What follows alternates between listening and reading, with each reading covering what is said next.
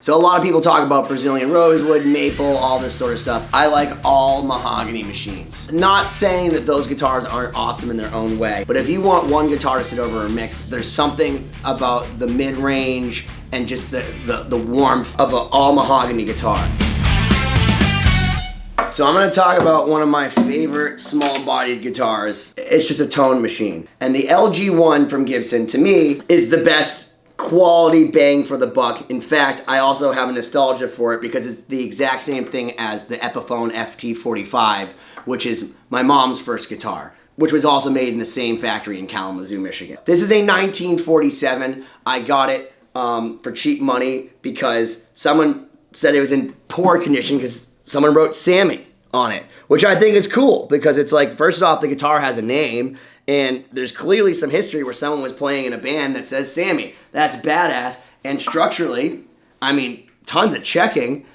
There's a little crack there, but like nothing that's not cosmetic.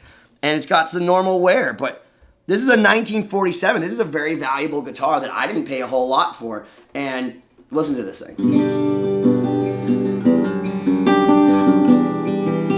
This is my test song.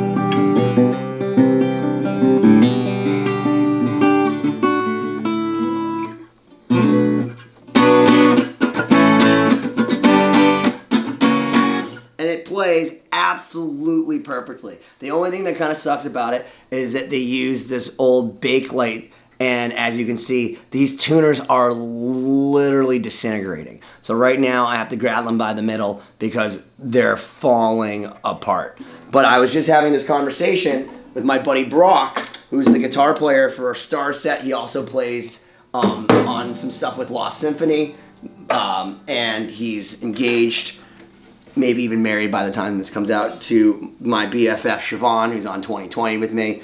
But he's been asking me what guitar should I get for my studio. And he looked at a brand new J45. I said, nothing sounds better than old wood. Haha, that's what she said. You can find them for the right price because there's a lot of them out there and there's a lot of different iterations of them.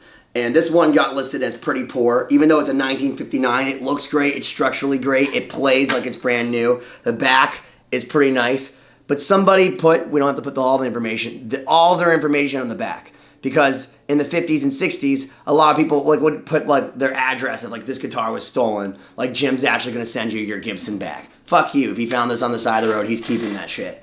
But this is a 1959. It's a little bit different sounding, but it has that warm, I'm gonna play the same. The reason I play that song is because it really shows you how a guitar sparkles and where the mids and the lows are. And I'm not very good.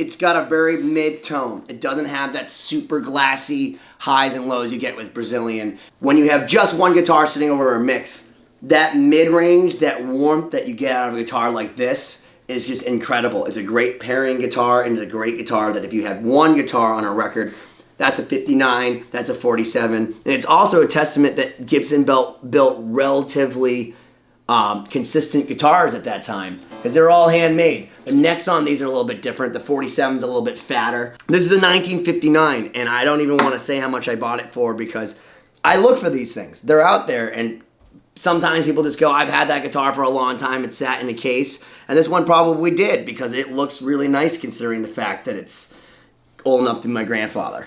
So at the end of the day, I gotta tell you, these girls make really great sisters. They sound awesome. They double great together. They both play really nice, comfortable necks. When I think playing acoustic, I think that harder than electric. And these guys play as nice as electrics. And it makes you wonder why some guitars are so difficult to play. Well, these ones sound great, they play great, and they look great together, and I'm so glad that after 60 years, they've become friends. Why don't you fucking smash that subscribe button already?